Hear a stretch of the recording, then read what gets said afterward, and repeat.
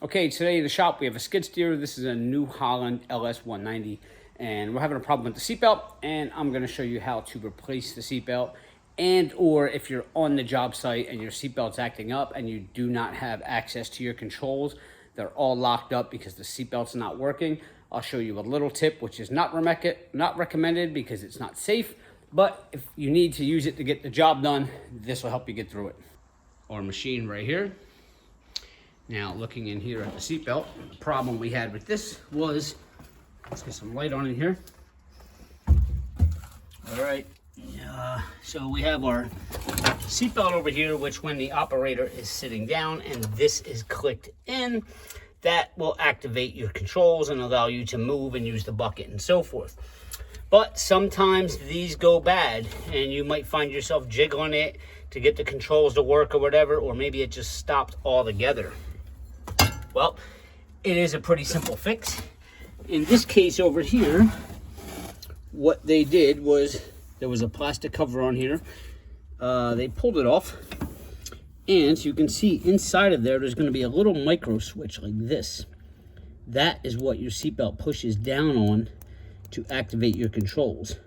So what you'll have to do is remove this plastic cover on here, pull this little switch out, and you'll have to put a zip tie or some electrical tape around here and keep that compressed so that you're able to get the job done. Now, if you're the only operator, that's great. If you're going to be changing operators, that's definitely a safety issue, and you want to make sure everybody knows that this thing is taped down and get it fixed ASAP.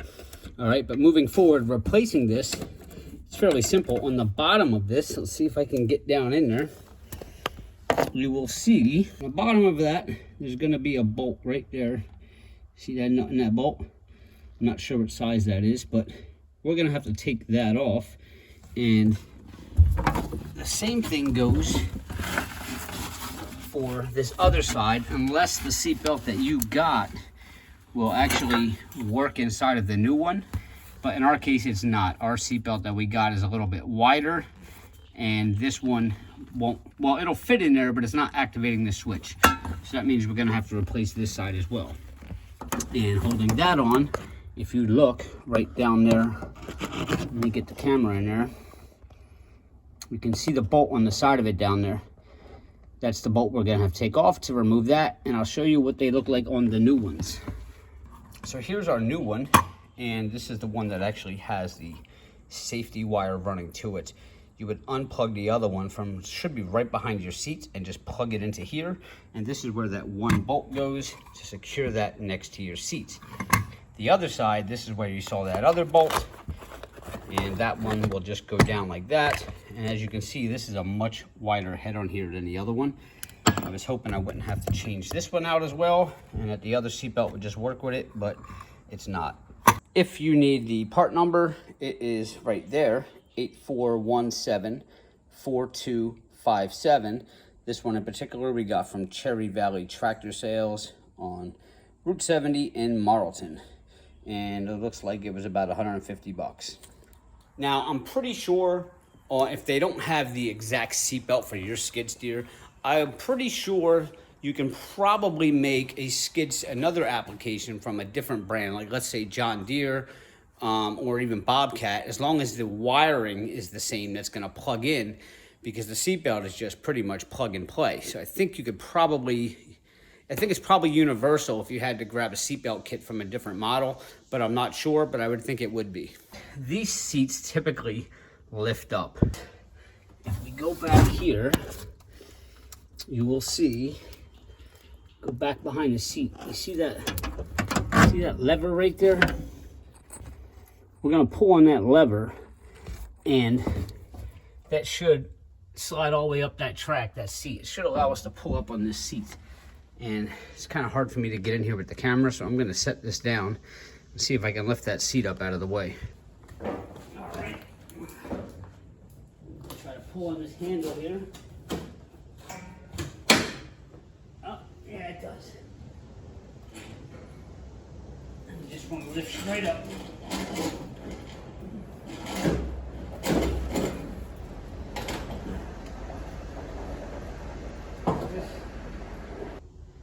All right, you you can see now that seat is up in the air.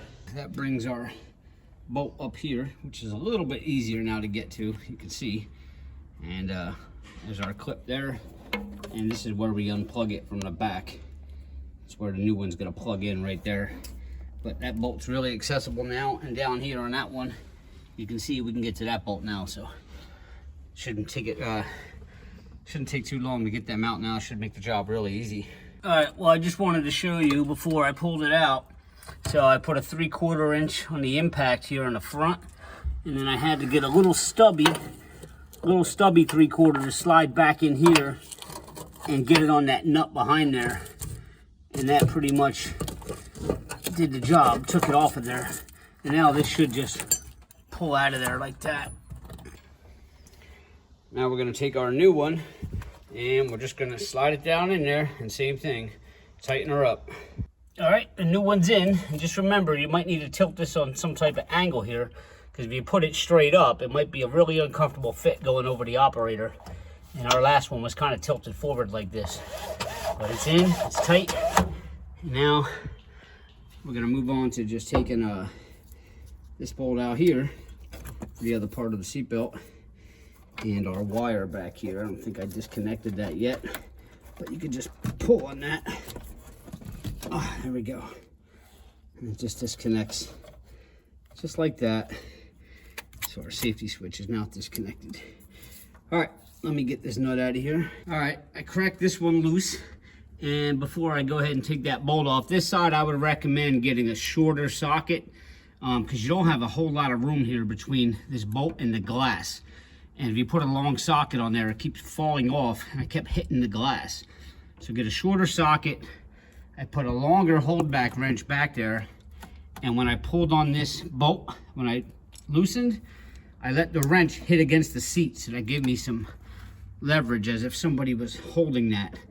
And it took a little bit of force, and I was almost ready to get a leverage bar on this thing, but I cracked it loose, and it's ready to come out now. All right, I got that out. Now we got the wire. There's a little clip back here that is holding your safety wire on there, and it's held on by a 9/16 bolt.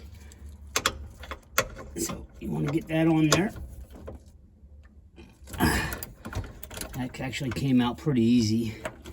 I still think there's a nut on the back. Yeah, there is. Take that off. All right, our whole assembly is out. That's what's left of our seat belt that holds the switch. And there's our wire that had the 9/16, that little fastener clip that was holding it on. And there's our little micro switch. All right, so now basically we're just going to put that 9/16 bolt back in. We're gonna plug in our wire.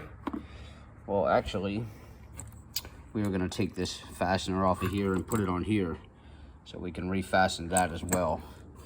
And that'll be it. All right, got that side all bundled up. That's good, that looks good. Lower your seat down and you are good to go.